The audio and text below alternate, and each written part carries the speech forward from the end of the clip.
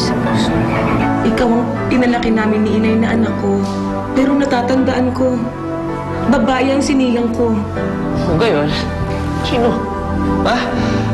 Sino mga magulang ko? Wala akong iwan si Apple para sa'yo. Hindi pa rin ako lubusang matanggap. Hindi ko pa rin matanggap ang ginagawa nating pagkakasala. Mahal kita, Gina. Tulungan niyo pa rin ba ako? Ngayong nalaman niyo, hindi pala ako tunay niyong anak. Tulungan natin si Anita. Kahit hindi tayo magkatugo, isang kalaban natin. Si Cuatro. Ako na nag-uutos, Sir Jonathan. Umuwi ka na, sumama ka na sa amin. O baka naman... Baka naman Mami. Patay mo rin si Gina. Tulad ng ginawa ko sa pamilya niya. Baka naman gusto mong dumagdag pa ako sa pagsampa ng kaso niya. Umuwi ka bukas, mag-uusap tayo. Umuwi ka, ha?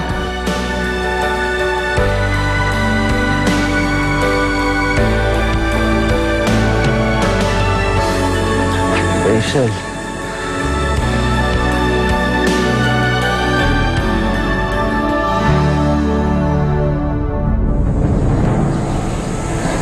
Bakit hindi mo ko hinahanap?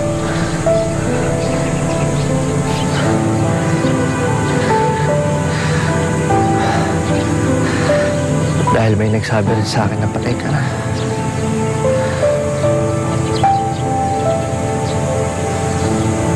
Kaya ni RJ. Nasaan ang anak natin? Buhay ba siya? Ano pangalan niya?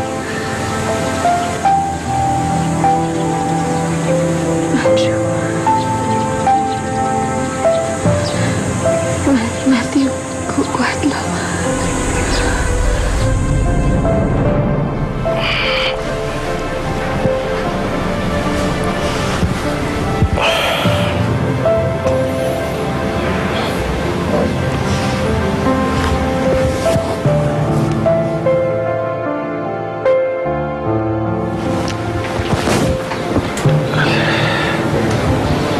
Aga mo namang bad trip. Umuwi ka na. Kailangan niya mag-usap ni Apple. Hindi na ako susunod kila Mami. Si Apple ang kausapin mo. Siya ang asawa mo. Gusto ko muna mapag-isa. Problema na naman ba? Buong gabi kong inisip ang sitwasyon natin, Jonathan. Ayoko mong matulad sa ate ko.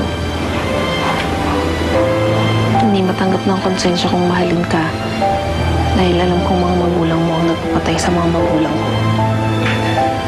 Kasalanan ng mga magulang ko yun. Ako ba kailangan magbayad? Eh, paano ako? Matatanggap ba ng pamilya ko pag inibig ko ang anak ng nagpapatay sa kanila?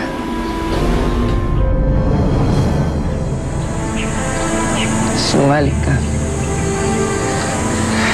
Sinungaling ka! Anak ko yun!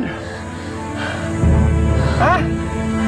O paano magiging anak na Edmundo? Anak ko yun eh! Nagpakasal na kami, RJ.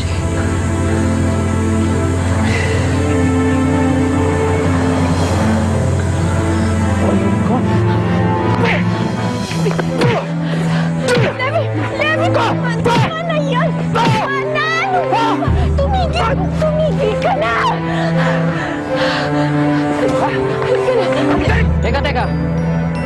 Anong nangyari dito? Ba't dito kayo nag-aaway?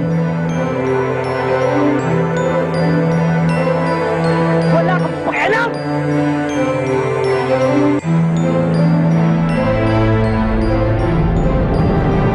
RJ, kailangan natin bumalik doon. Buhay si Levi.